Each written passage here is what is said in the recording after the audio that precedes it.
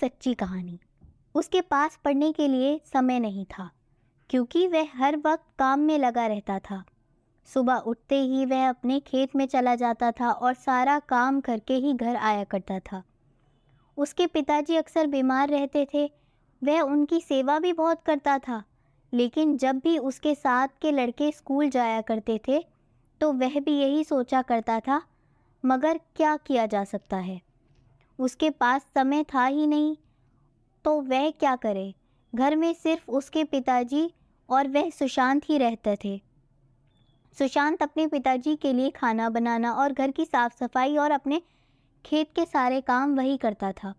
वह इन सब काम के करने के बाद भी यही सोचा करता था कि मेरे साथ बहुत परेशानियां हैं।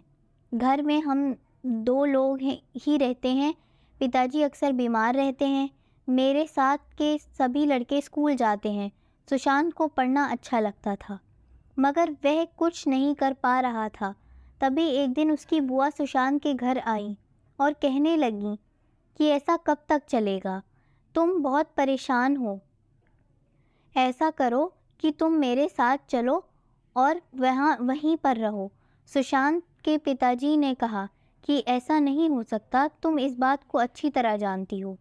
मगर सुशांत को तो मेरे साथ भेज सकते हो, वह अकेला यहाँ पर कब तक ऐसे ही रहेगा। और तुम्हारे लिए भी मैं ऐसा ही कह रही हूँ। सुशांत अगर यहाँ पर रहेगा तो वह कभी पढ़ नहीं पाएगा और जीवन में उसे आगे बढ़ना है। तुम ऐसा सोचते क्यों नहीं हो? सुशांत के पिताजी ये बात अच्छी तरह जानते हैं। अगर सुशांत भी चला गया तो मैं अकेला यहाँ पर कैसे रहूँगा। सुशांत की बुआ को कुछ भी समझ नहीं आ रहा था। तुम उसे मेरे साथ भेजना भी नहीं चाहते हो और खुद भी नहीं जाना चाहते हो। ऐसा कब तक चलेगा? और क्या इसका कोई और भी हल है?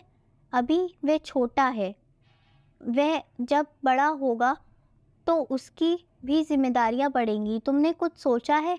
अभी तो कुछ सोचा नहीं है, मगर मैं सोच रहा हूँ कि उसकी शादी जल्दी कर दूँ। उसे भी आराम मिलेगा और हमारा घर भी चल जाएगा। बुआ ने कहा कि तुम्हें कुछ समझ नहीं आता है, अभी वह छोटा है, अभी उसकी शादी ठीक नहीं है। मैं ऐसा करती हूँ कि मौसी की लड़की को यहाँ पर भेज देती हूँ, जिससे तुम्हें खाने की परेशानी नहीं होगी और तुम्हें इलाज भी करवा लेना चाहिए, जिससे जल्दी ठीक हो जाओगे। ऐसा कब तक चलेगा? बीमार होने पर कुछ नहीं होगा, ठीक रहोगे तो सब अच्छा होगा।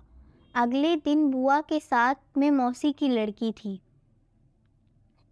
मौसी की लड़की भी आई थी और बुआ ने ये कहा कि जब तक सुशांत की शादी नहीं होगी तब तक तुम्हें घर का कोई भी काम नहीं करना होगा।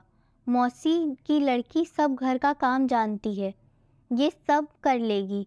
उसके बाद सुशांत को भी अच्छा लग रहा था। अब उसे ज़्यादा काम नहीं करना पड़ रहा था। उधर सुशांत के पिताजी भी ठीक होने लगे थे और जब वे ठीक हुए तो सुशांत अपनी पढ़ाई को अच्छे से कर सकता था। ये सब मौसी की लड़की की वजह से हो पाया था। आदमी कितना भी काम कर ले, मगर वह कुछ ऐसे काम जो नहीं कर पाता है। धीरे धीरे समय बीतता चला गया। अब मौसी की लड़की भी बड़ी हो गई थी।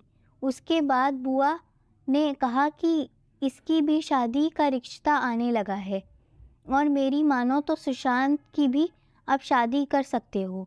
मौसी की लड़की का रिश्ता तय हुआ तो सुशांत ने भी बहुत अच्छी तरह से घर की तैयारी की थी।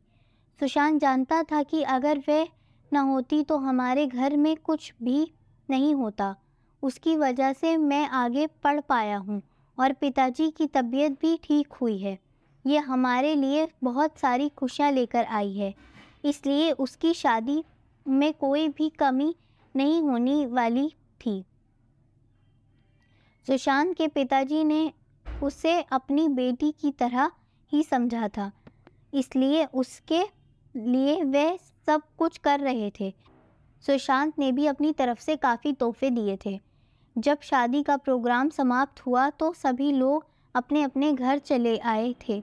सुशांत के पिताजी ने भी सुशांत की शादी तय कर दी थी, क्योंकि अब वे घर को खाली नहीं रखना चाहते थे। इसलिए सुशांत की शादी भी अब तय हो गई थी और अगले महीने उसकी शादी थी। सुशांत भी अपने पिताजी को खुश देखना चाहता था, क्योंकि वह जानता था कि पिताजी ने जीवन भर बहुत मुश्किल में मुझे संभाला है और धीरे धीरे पिताजी का काम भी कम कर दिया था। सुशांत को एक सेठ के यहाँ पर अच्छी नौकरी मिल गई थी। सेठ का गोदाम था और उसमें सामान रखा हुआ था। सभी लेन देन सुशांत ही कर रहा था। सेठ को भी सुशांत का काम अच्छा लग रहा था, क्योंकि वह बहुत ही ईमानदारी से सब कुछ कर रहा था। सुशांत की अब शादी भी होने वाली थी। शादी में जब बुआ आई तो कहने लगी कि अब सब कुछ अच्छा चल रहा है। सुशांत के पिताजी ने कहा कि ये सब तुम्हारी वजह से हुआ है। बुआ ने कहा कि तुम छोटे हो, इसलिए छोटों की मदद करना ये बहुत ज़रूरी है। इसमें और कुछ भी कहने की ज़रूरत नहीं है। अब सुशांत बड़ा हो गया है और वह तुम्हारी सबकी देखभाल कर सकता है। अब चिंता की बात नहीं है। सुशांत की भी शादी हो चुकी थी। अब सुशांत और उसकी पत्नी पिताजी की सेवा में लगे हुए थे। सुशांत जानता है कि उसके पिताजी ने उसके लिए बहुत मुश्किल उठाई है। उनकी सेवा करना उसका धर्म है। इस तरह सुशांत का जीवन सफल हो गया था और वह अपने काम को अच्छे से कर रहा था। मुश्किलें आती हैं और हमें सिखा जाती हैं, इसलिए कभी परेशान ना होना जीवन बढ़ने का नाम है और हमेशा आगे बढ़ते रहना। अगर आपको ये एक घर की सच्ची कहानी पसंद आई है तो आप इसे शेयर ज़रूर करें।